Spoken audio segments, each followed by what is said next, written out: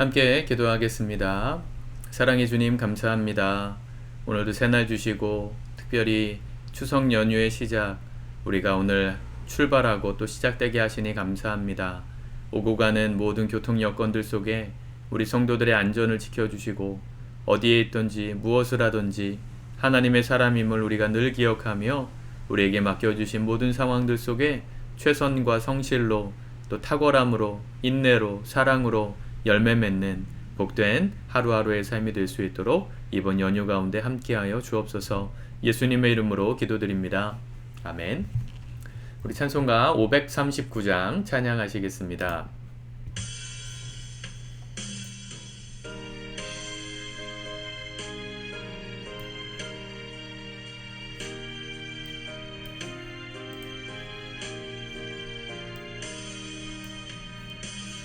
너 예수께 조용히 나가 내 모든 짐 내려놓고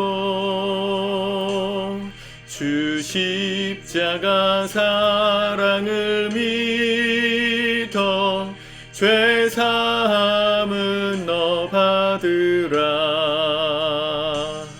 주 예수께 조용히 나가 내 마음을 쏟아놓으라. 늘은 미리 보시는 주님 큰 은혜를 베푸시리. 주 예수의 은혜를 입어 내 슬픔이 없어지리. 내 이웃을 늘 사랑하여 너 받은 것 거저주라. 주 예수께 조용히 나가 내 마음을 쏟아놓으라. 늘은 미리 보시는 주님 큰 은혜를 베푸시리. 주 예수를 친구로 삼아 늘 내 옆에 모시어라. 그 영원한 생명 샘물에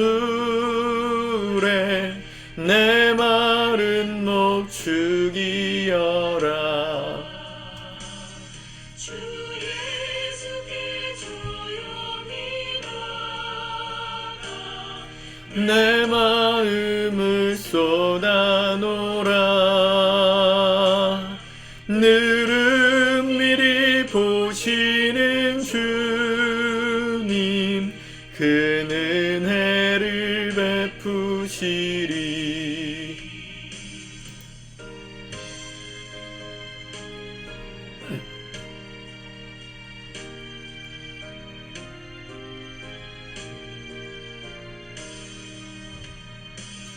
너 주님과 사귀어 살면 새 생명이 넘치리라. 주 예수를 찾는 이 앞에 참 밝은 빛 비추어라. 주 예수께 조용히 나가 내 마음을 쏟아놓으라. 늘은 미리 보시는 주님 큰 은혜를 베푸시리. 아멘. 오늘은 하나님의 말씀 이사야 19장 말씀입니다. 함께 먼저 읽고 묵상하도록 하겠습니다. 19장 여호와께서 애굽에 임하시리라. 애굽에 관한 경고라. 보라, 여호와께서 빠른 구름을 타고 애굽에 임하시리니 애굽의 우상들이 그 앞에서 떨겠고 애굽인의 마음이 그 속에서 녹으리로다.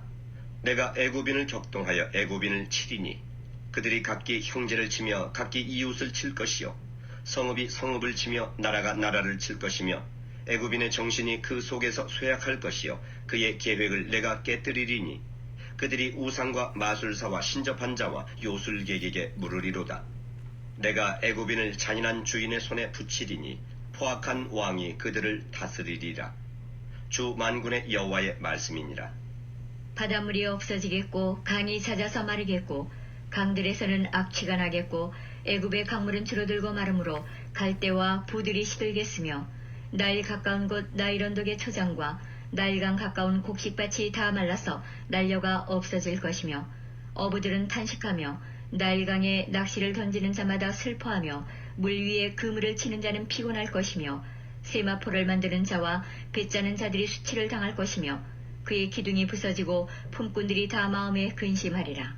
소안의 방백은 어리석었고 바로의 가장 지혜로운 모사의 책략은 우둔하여졌으니 너희가 어떻게 바로에게 이르기를 나는 지혜로운 자들의 자손이라 나는 옛 왕들의 후예라 할 수 있으랴.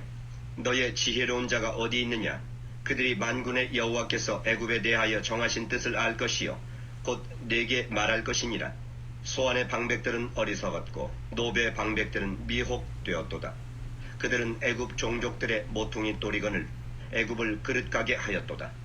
여호와께서 그 가운데 어지러운 마음을 섞으셨으므로 그들이 애굽을 매사에 잘못 가게 함이 취한 자가 토하면서 비틀거림 같게 하였으니 애굽에서 머리나 꼬리며 종려나무 가지나 갈대가 아무 할 일이 없으리라.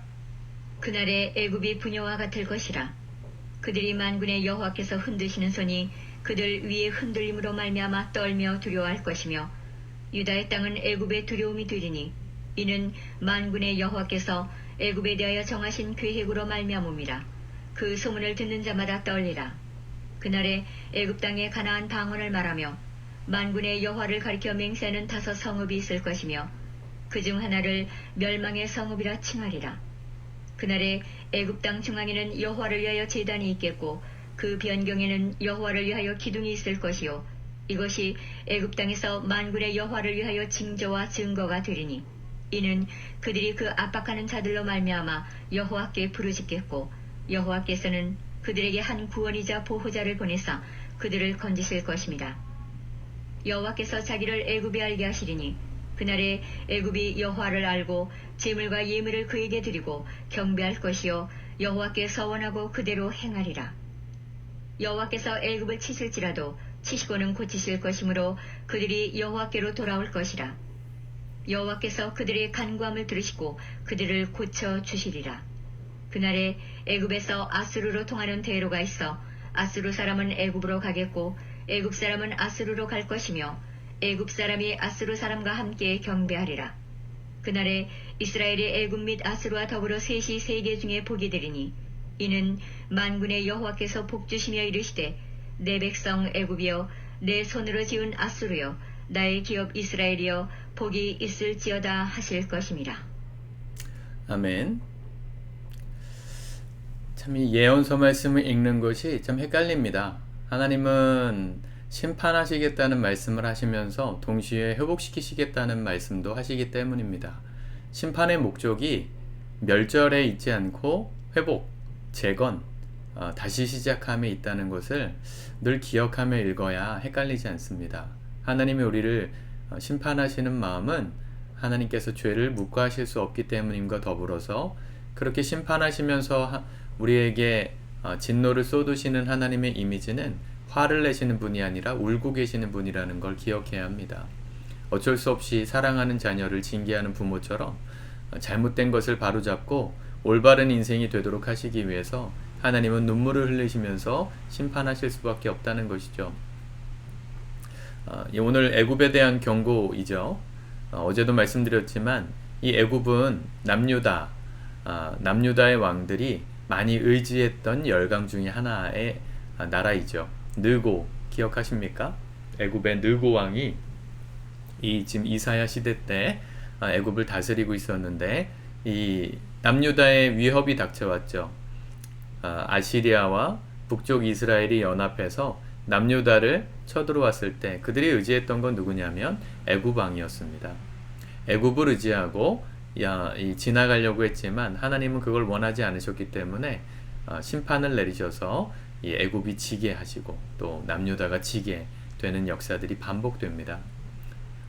이 애굽과 또 이후에 등장하는 바벨론 이런 나라들은요 이 세상을 말하기도 합니다. 영적인 상징으로 세상을 말해요. 하나님을 모르고 반역한 세상. 그 세상을 의지하려는 모든 하나님의 사람들은 심판을 받을 수밖에 없다는 걸 예표하고 계시는 것이죠. 하나님께서 1절에 애굽에 관한 경고라. 보라, 여호와께서 빠른 구름을 타고 애굽에 임하시리니 애굽의 우상들이 그 앞에서 떨겠고 애굽인 내 마음이 그 속에서 녹으리로다. 심판만 얘기하니까 상황을 잘 모릅니다. 우리가 이 장면을 딱 보면 뭐가 떠오르세요? 출애굽의 사건이 기억나지 않으십니까? 하나님이 10가지 재앙을 통해서 이집트가 섬기던 이 애굽이 섬기던 10가지의 우상들을 심판하셨습니다. 그렇죠? 개구리, 흑암, 이 모든 것들이 사실은 이집트가 섬기던 신들이었습니다. 나일강이 피가 되잖아요. 나일강, 이 나일강도 우상이었죠. 신이었어요. 또 태양, 하늘의 태양이 빛을 잃고 어두움이 찾아왔던 흑암, 태양신을 섬기셨습니까? 그 모든 것을 다 하나님께서 심판하시고 하나님이 임하시니까 애굽인들의 마음이 그때 녹았죠. 또 그런 일이 벌어질 거라는 겁니다. 하나님이 치실 거예요. 심판하실 거예요. 이 세상을 의지하지 말아라. 우리의 믿는 자들에게 경고하시는 것이죠. 너희가 의지할 자는 오직 나다. 하나님이다. 하나님도 참 어떻게 한편으로 생각해보면 참 마음이 씁쓸하실 것 같아요. 하나님은 천지를 창조하시고 우리와 본질적으로 다르신, 비교할 수 없으신 유일한 강자신데요. 힘이 있으신 분이신데 사람들이 지혜가 없고 어리석다 보니까 눈에 보이는 세상의 힘들, 부와 명예와 화려한 문화를 가진 애굽 같은 이 세상의 것들을 더 의지하려고 하거든요. 사람이. 근데 하나님은 그걸 보시니까 헛된 걸 우리가 의지하려고 하니까 두고 보실 수가 없는 거예요. 그냥 두고 보셔도 사실은 상관없는데 사랑이 많으신 하나님이시다 보니까 우리가 깨닫고 진짜 의지할 하나님을 의지하라고 구걸하십니다. 애걸복걸하십니다.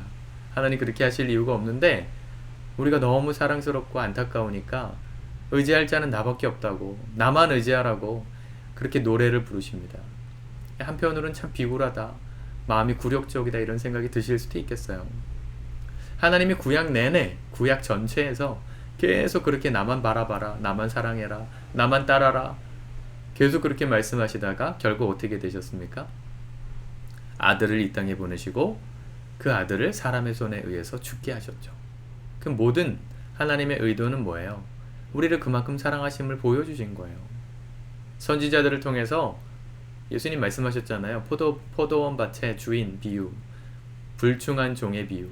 포도원을 만든 사람이 일꾼들에게 그 포도원을 맡기고 타국으로 가서 얼마 만에 소출의 세금을 받기 위해 종을 보냈더니만 그 종을 이 일꾼들이 잡아 죽였어요. 다른 종을 보냈는데 또 죽였어요. 그렇게 몇 번 더 보내고 이 주인이 아들을 보냅니다.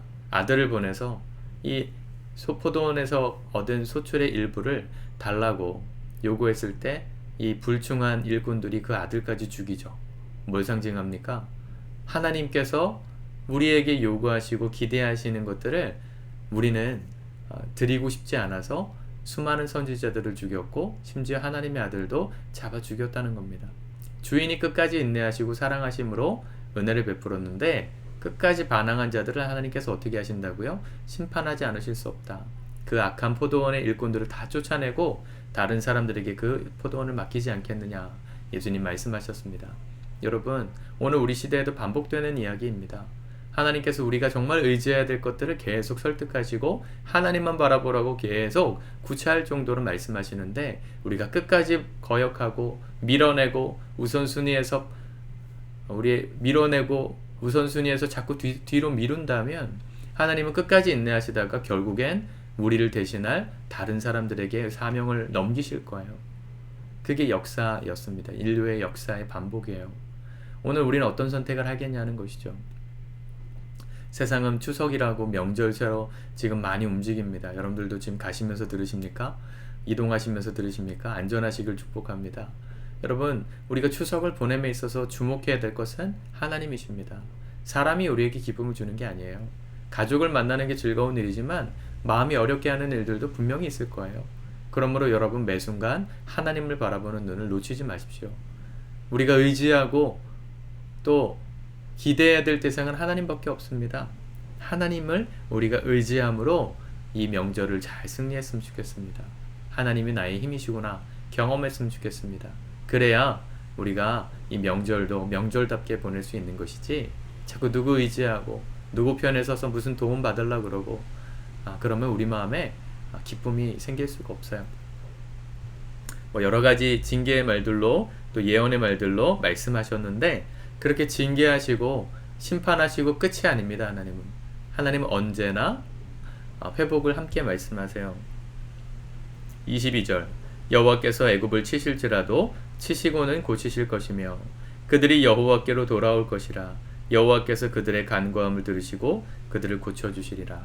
조건이 있네요. 하나님이 고쳐주실 건데 뭘 듣고 고쳐주신다고요? 간구를 듣고 부르짖으면 이대로는 안 되는 것이구나, 하나님을 의지하면 하나님께서 고쳐주십니다. 요나를 통해 보았지 않습니까? 하나님을 믿지 않던 뱃사람들도 하나님을 바라보고 부르짖으니까 살려주셨고, 그렇게 극악무도하게 악했던 니누의 사람들도 죄를 회개하고 하나님을 바라보고 전심으로 금식하고 나아가니까 하나님이 심판을 내리지 않으셨어요. 이스라엘에 그렇게 악했던 왕 아합 왕도 말년에 자기가 하나님 앞에 죄를 지었다는 걸 후회하고 뉘우쳤더니 그 아합에게는 하나님이 심판하지 않으셨다. 그 말씀이 나오거든요. 열왕기하에. 여러분, 하나님께서는 우리가 돌이키기를 원하시고 부르짖기 원하십니다. 힘들고 어려운 순간 이렇게 살면 안 되겠구나를 깨달은 순간 하나님을 바라보고 돌아가면 하나님은 징계하시다가도 멈추시고 회복을 허락해 주시는 분이십니다. 추석 기간 동안에 넘어지고 힘들고 마음이 무너지는 날이 있겠지만 그럴수록 하나님 바라보고 돌아가십시오. 잠깐이라도 시간 내셔서 기도하십시오. 차에 가셔서 5분이라도 기도하고 나오세요. 마음 어려울 때. 그러면 하나님께서 우리의 삶을 고쳐주실 거다. 그렇게 말씀하셨습니다. 사랑하는 성도 여러분, 은혜로 이 명절을 잘 승리하시길 축복합니다. 기도하겠습니다. 주님 감사합니다. 오늘도 주님의 말씀을 붙들고 이 하루 승리하길 원합니다. 명절의 시작인데 우리의 지혜로 우리가 세상의 것들을 의지하고 이기려는 것이 아니라 주님 의지하고 바라봄으로 넉넉히 승리하는 명절 되게 하여 주옵소서. 마음이 무너지고 힘들 때마다 시간을 내어 주 앞에 부르짖게 하시고 기도하게 하시고 마음을 추스려 하나님께서 회복하심을 경험하는 복된 명절 되게 하여 주옵소서. 예수님의 이름으로 기도드립니다. 아멘.